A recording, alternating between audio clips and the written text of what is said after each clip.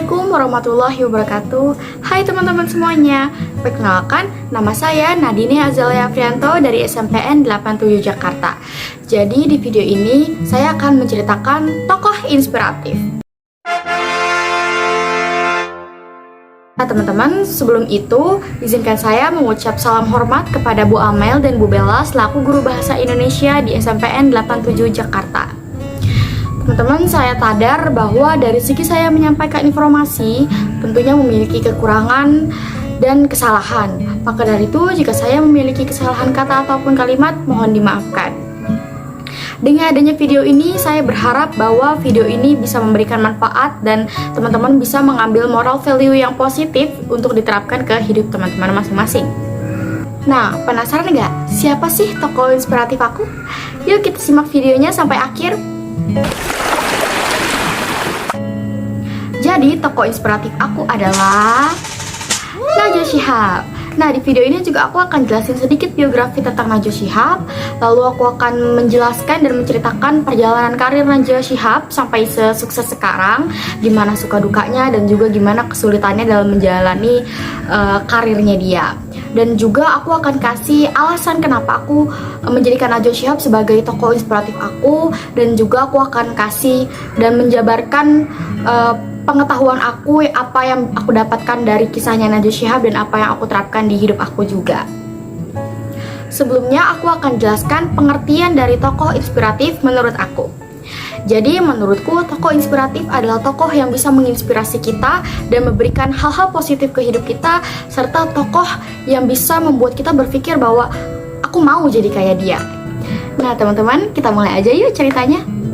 Jadi Najwa Shihab ini lahir pada tanggal 16 September tahun 1977. Ia menempuh pendidikan hukum di Universitas Indonesia dan lulus pada tahun 2000. Sejak dahulu ia memiliki cita-cita ingin menjadi pengacara atau jaksa atau hakim, makanya ia memilih Fakultas Hukum sebagai tumpuan pendidikannya.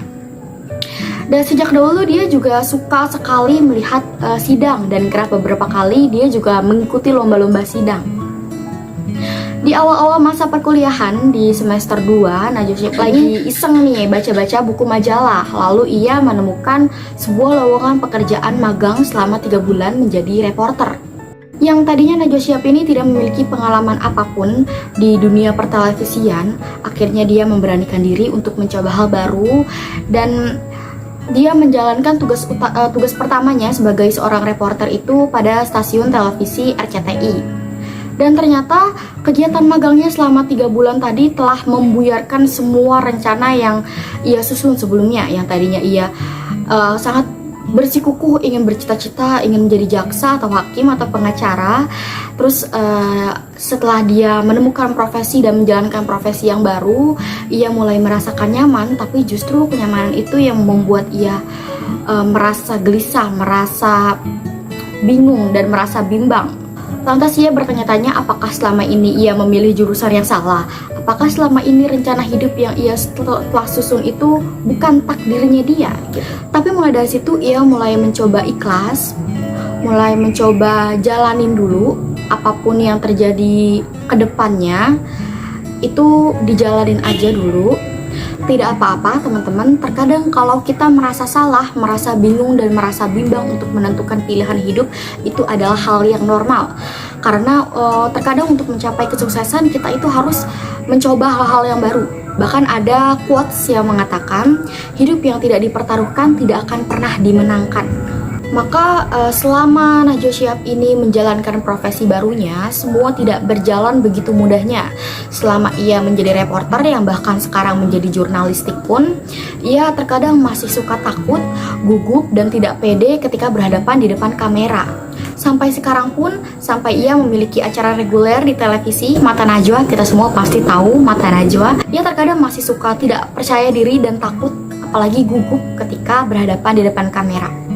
Nah, selanjutnya saya akan memberikan alasan kenapa saya menjadikan Najwa Shihab sebagai tokoh inspiratif saya.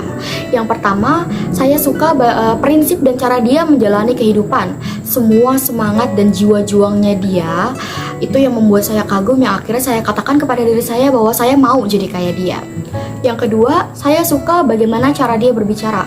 Nah teman-teman, terkadang kan ada beberapa orang yang menilai orang lain itu dari bagaimana cara dia bicara, karena cara bicara kita menentukan kualitas yang ada di dalam diri kita. Ketika saya mendengar Najwa Shihab ini berbicara, bagaimana tata bahasa dia, bagaimana intonasi dia dalam berbicara, itu sudah menunjukkan bahwa dia memiliki kualitas yang baik di dalam dirinya dia.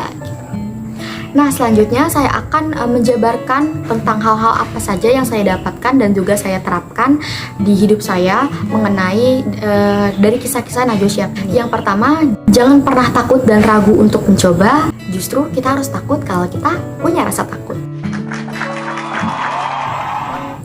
Intinya jangan merasa pesimis, jangan merasa bahwa kita akan gagal sebelum berperang, jangan pula merasa bahwa diri kamu adalah orang yang payah dalam melakukan sesuatu. Karena untuk mencoba hal baru, kita tidak akan pernah tahu hal baik apa yang akan kita dapatkan di baliknya.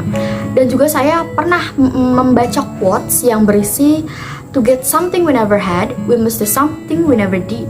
Yang artinya untuk mendapatkan sesuatu yang belum pernah kita dapatkan, kita harus melakukan sesuatu yang belum pernah kita lakukan. Jadi intinya, coba aja dulu.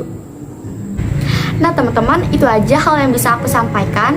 Kurang lebihnya mohon maaf jika ada kesalahan berkata atau kesalahan dalam memberikan informasi. Aku harap video ini bisa memberikan banyak manfaat untuk teman-teman semuanya. Jangan lupa like video aku ya. Wassalamualaikum warahmatullahi wabarakatuh.